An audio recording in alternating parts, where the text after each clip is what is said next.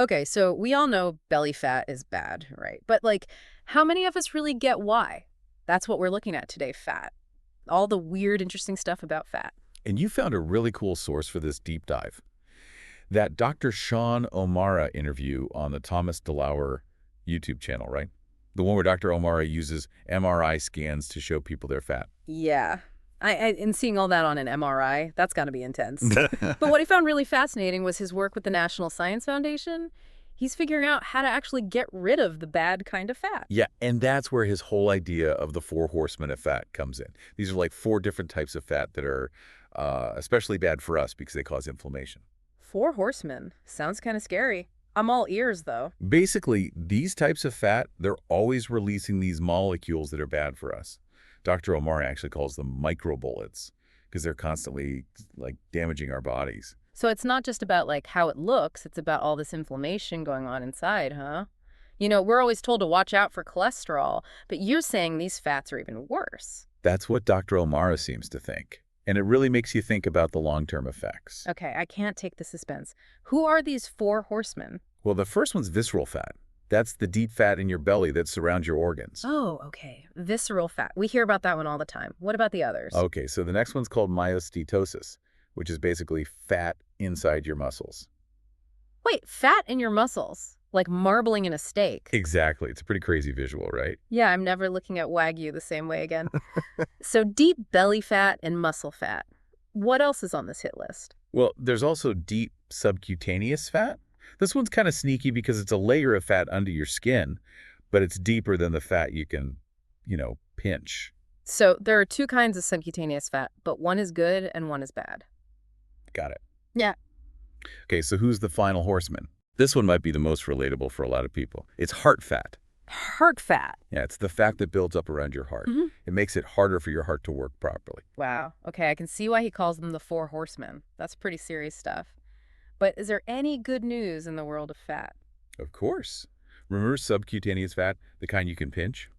Well, that actually makes a molecule called adiponectin. Adiponectin. Okay, why should I care about that? Basically, think of adiponectin like a bodyguard against a lot of health problems. Oh. Yeah, studies show that it can help protect against heart attacks, strokes, fatty liver disease, even neurological stuff like Alzheimer's. Wait a second. So you're saying having some fat can actually protect us from those diseases? That's what the research is showing. That's why it's so important to understand these subtle differences. So not all fat is bad. Okay, but how do we get rid of those 4 horsemen?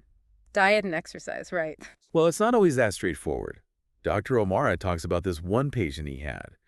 The guy had a ton of visceral fat, and nothing seemed to help. He was eating healthy and everything. So what was going on? Well, Dr. O'Mara realized there are actually 5 things that can really make it tough to get rid of visceral fat. 5.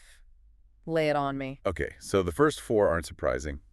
Processed food, not enough sleep, too much stress, and alcohol. Yeah, that makes sense. What's the 5th one? Distance running.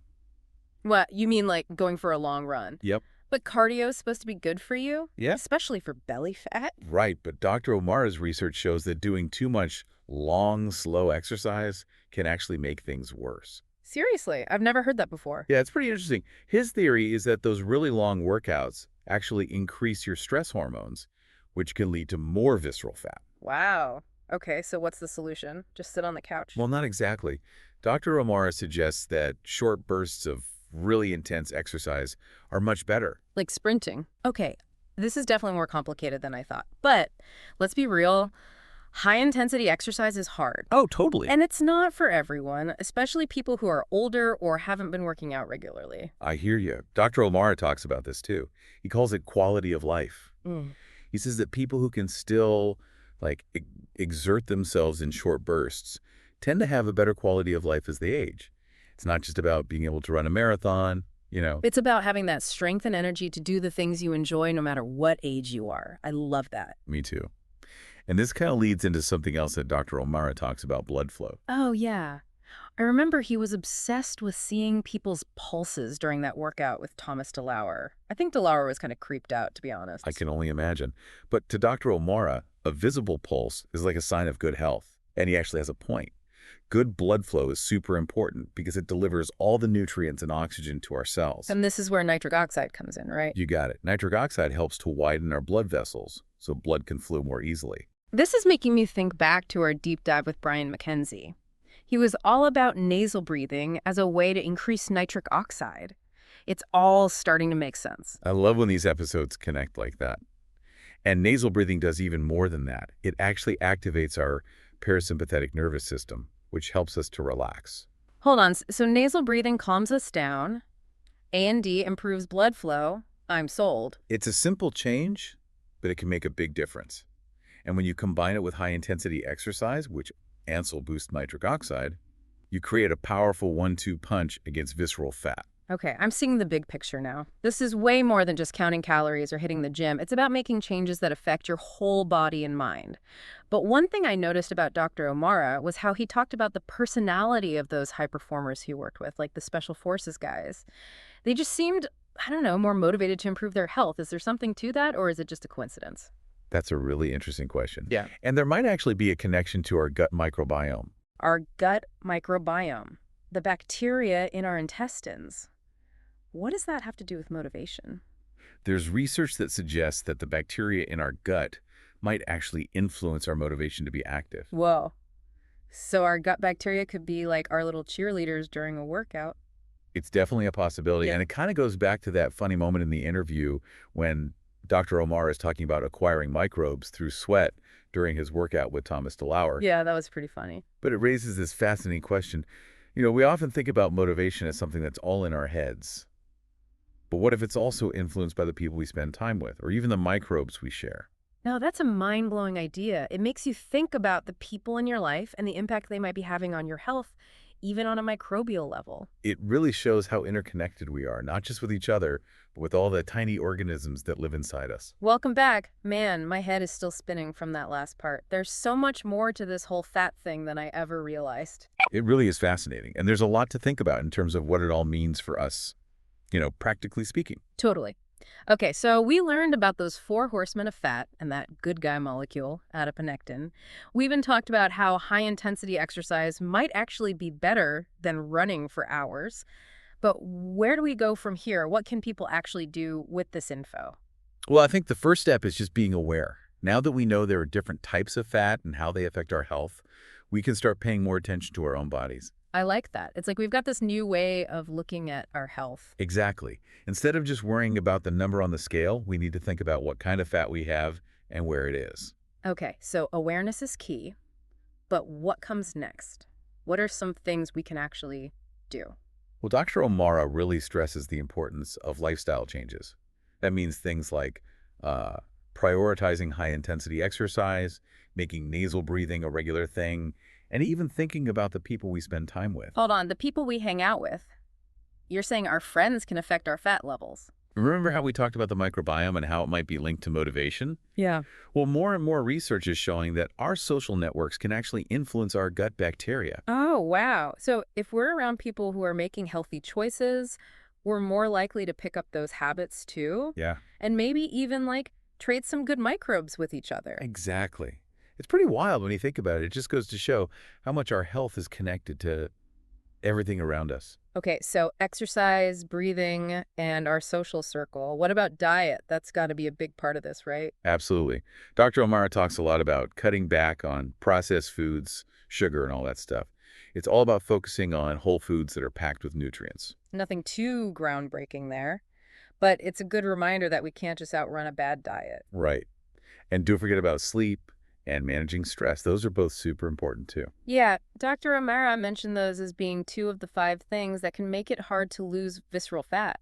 Exactly. Yeah. It's all about taking a holistic approach Yeah. and addressing all these different areas of our lives. You know, what I really appreciate about Dr. O'Mara's approach is that it's about making sustainable changes. He's not pushing some crazy fad diet or workout plan. I agree. It's about finding what works for you and what you can stick with over time. And being kind to ourselves along the way, right? It's a journey, not a race. Well said. There'll be times when we slip up, times when we hit a plateau, and times when we make amazing progress. Well, That's all part of it. So it's about accepting those ups and downs and just focusing on becoming the best versions of ourselves. Exactly. You know, this makes me think about that thing Dr. O'Mara said at the end about how our modern lifestyles might be making us less in tune with our bodies. Oh, yeah. That really got me thinking, too. He wondered if we're missing those little signs that our bodies are getting better or worse, signs that our ancestors would have noticed right away. It's like we're so bombarded with information and distractions that we've lost touch with our own internal wisdom. We rely on these external measures, like our weight or blood test results. But what if we could also pay attention to how our bodies feel? How's our energy level? Are we sleeping well? What about our digestion? Our mental clarity? Those are all really important indicators of our overall health. Maybe it's time to tune out all the noise and start listening to our bodies again. Maybe that's the biggest takeaway from this whole deep dive. It's not just about learning new information, it's about putting it into practice and becoming more aware of what's happening inside us. It's about reconnecting with that natural instinct we have to understand our own bodies. I love that. So we've got awareness, practical steps, and tuning in to our bodies. What else is there? Are we missing anything? Well, I think it's important to remember that this is an ongoing thing. There's no finish line. It's all about constantly learning and adjusting our approach as we go. I like that. It's not about reaching some perfect state of health. It's about the journey and everything we learn along the way. Right. And realizing that our bodies are complex, there's still so much we don't know. Exactly. Science is always making new discoveries, so we need to be open to new ideas and willing to change our minds as we learn more. And that brings us back to asking questions. What kind of fat do I have? How stressed am I? Is my gut healthy? Am I surrounding myself with people who support me? Those are all great questions. And then it's about taking action, like adding some high-intensity workouts to our routine, practicing nasal breathing, making smart food choices, and getting enough sleep. And most importantly, paying attention to how we feel. Tuning into those subtle cues that our ancestors would have picked up on. It's about tapping back into that innate wisdom. Beautifully put. And remember, it's a journey, not a race. There will be bumps in the road, times when things feel stuck, and times when everything just clicks. The important thing is to stay curious, keep learning, and keep trying new things. Because at the end of the day, this is about more than just losing weight or improving our numbers on a blood test. It's about living a life that feels vibrant and energetic, a life that reflects what really matters to us. It's about becoming the best versions of ourselves, inside and out.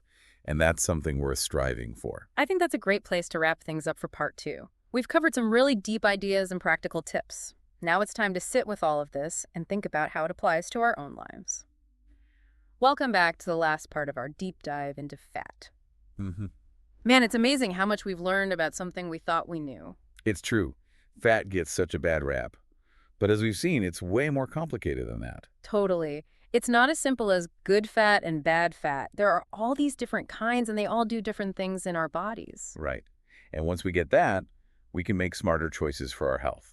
One of the things that really blew my mind was when Dr. O'Mara talked about those special forces soldiers he worked with. Remember how they had way better results when it came to losing visceral fat, even though they were following the same advice as everyone else? Yeah. That was so interesting. It really makes you think about the power of, mindset. Those soldiers were super dedicated, and that probably played a big role in their success. It's almost like their willpower gave them some kind of biological advantage. I remember how we were talking about the microbiome. There's some really cool research coming out that suggests our gut bacteria might actually affect how motivated we are. So maybe those soldiers' gut microbes were giving them an extra push. That's wild. So it's not just you are what you eat, but maybe also your motivation is what your gut bacteria eat. It just shows how much we still have to learn about how our minds, our bodies, and all those tiny organisms inside us all work together. It really is humbling, isn't it? And it reminds us to keep an open mind. There's always more to discover. For sure. So as we wrap up this deep dive, what's the big takeaway for our listeners? What can they start doing today to use what we've learned? I think it comes down to a few main things. First, awareness. Pay attention to the kinds of fat you have, how stressed you are, how your gut's doing, and the people you hang out with. Those are all really important pieces of the puzzle. Okay, awareness. What else? Then it's about taking action. Try adding some high-intensity exercise to your routine, even if it's just a few short bursts a couple times a week. Practice nasal breathing throughout the day. It's great for stress and blood flow. Make good choices about what you eat. Choose those whole unprocessed foods as much as you can and make sure you're getting enough sleep. So it's not about being perfect, it's about making progress. Exactly. Every little bit counts. And remember, listen to your body. Pay attention to those subtle signals that tell you what's working and what's not. Our bodies are really smart. It's about getting back in touch with that inner wisdom that our ancestors had. And remembering that it's all a journey. There will be times when we slip up or we feel stuck. It's all part of the process. Don't give up. Keep learning, keep trying new things, and keep working towards being the healthiest, most awesome version of yourself. I love that. This isn't just about losing weight or getting better numbers on a blood test. It's so much bigger than that. It really is. It's about feeling amazing, having tons of energy, and creating a life that feels right for you. It's about becoming the best version of yourself in every way. That's a perfect way to end this deep dive. Thanks for listening, everyone. We hope you've learned something new about fat and how to live a healthier, happier life. Until next time, keep exploring, keep asking questions, and keep diving deep into the world of knowledge.